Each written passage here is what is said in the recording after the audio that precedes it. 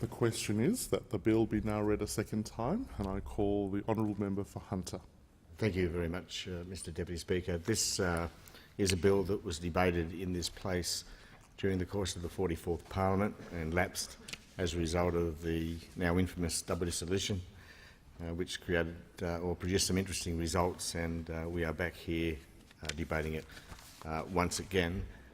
Can I say at the outset, the opposition will again be supporting the bill before the House, but throughout the course of my comments I will be expressing the same concerns that I expressed the first time the bill was debated here, concerns that the Minister still hasn't adequately dealt with, and I've invited him to give some additional reassurances about some of the measures in the bill.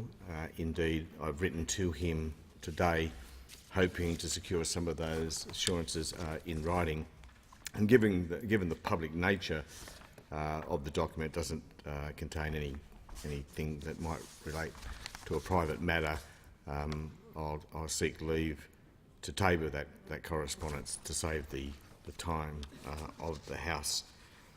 Basically, Mr Deputy Speaker, this bill seeks to put in a range, or seeks to overcome impediments in the current legislation which prevent the research and development corporations from developing and maintaining industry levy registers.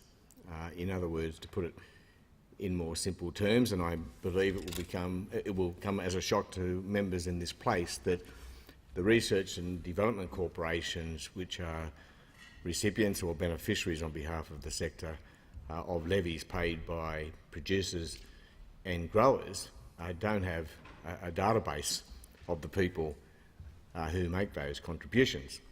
Indeed, in most sectors, they don't even know who those people are.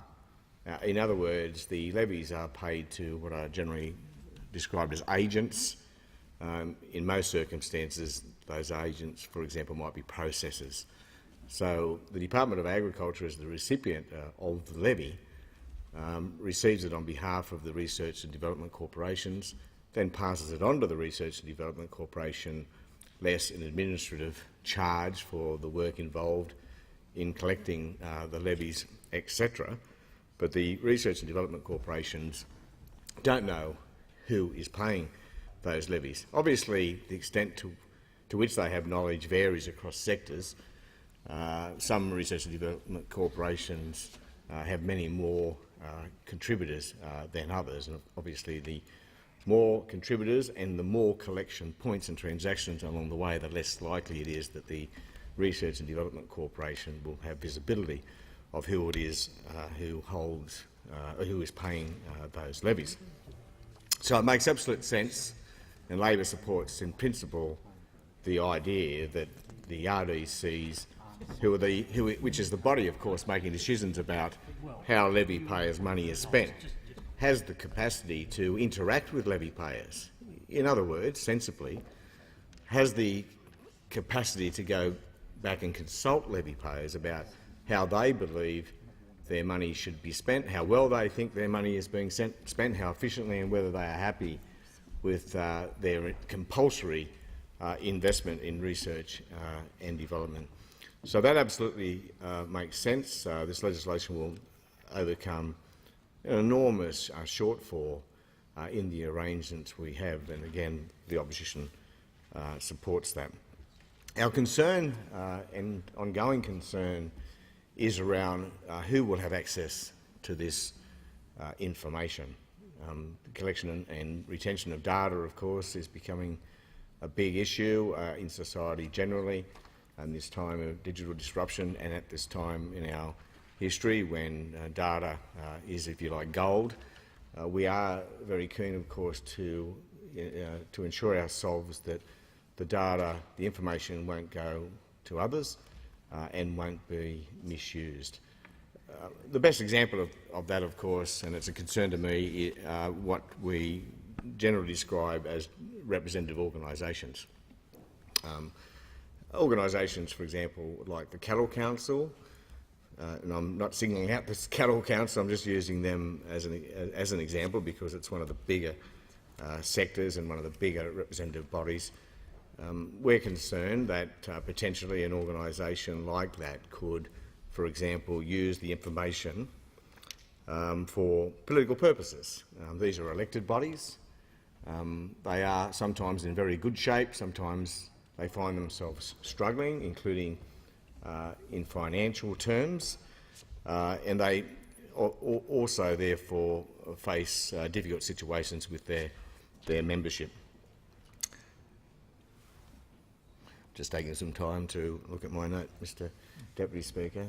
And obviously I think we would all agree, in fact I do know we all agree, I believe the Minister agrees, that it would not be appropriate for the information gathered as a consequence of this bill go into the hands of representative organisations who might then in turn use them for, again as an example, for political purposes. Now, I raised these matters last time this bill was debated here, and again I'm not satisfied that my concerns have been addressed. Indeed, in his second reading speech on this occasion, the Minister once again, when referring to the purposes for which the database might be shared, while also giving assurance about the need for ministerial approval in certain circumstances, from the Department of Secretary's approval in other circumstances, but he still uses the words, and I'm going to find them so I can be very precise. He says, where an eligible recipient is permitted to disclose levy-paid information to a third party, that person or body may only use the information for restricted purposes relating to research and development, marketing, biosecurity, or the National Residue Survey, or in connection with an activity carried out by the RDC for the benefit of producers in the industry it serves. Now, I did study some law, but I'm not a lawyer. But I would have thought a lawyer looking for a tight arrangement about whether or not this information is going to be shared with people for whom it wasn't intended wouldn't be very happy with the benefit of producers in the industry it serves. That could mean so many things. I mean, obviously that could mean that someone concluded that providing the money to the representative organisation was in the interest of the producers.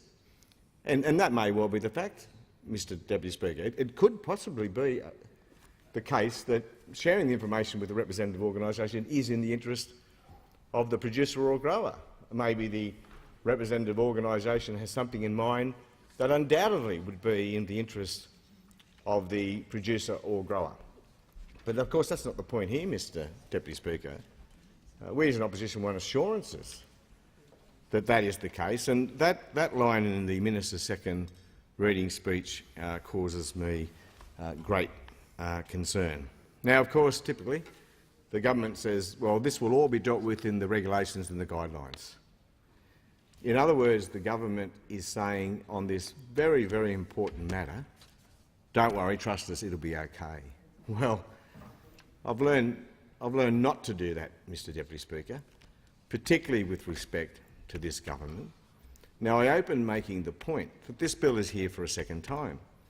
The now Minister travelled extensively around the country in the lead up to the 2013 election, making lots of promises to producers and growers about levies, in particular with respect to the grass-fed cattle levy.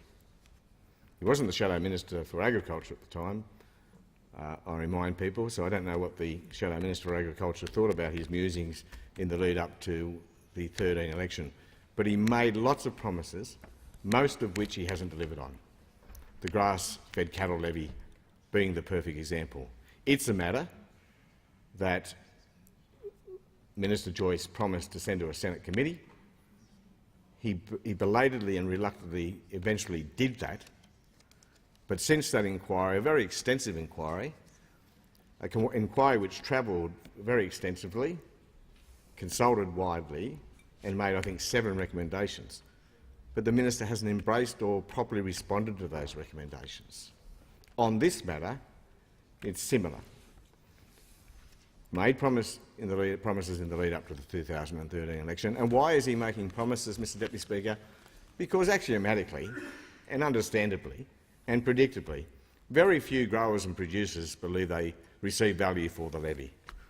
And this is a compulsory levy that primary producers have to pay, and of course, reaching and touching out the benefits of R&D is a very hard thing to do. For point of order, or what are you doing? Yeah.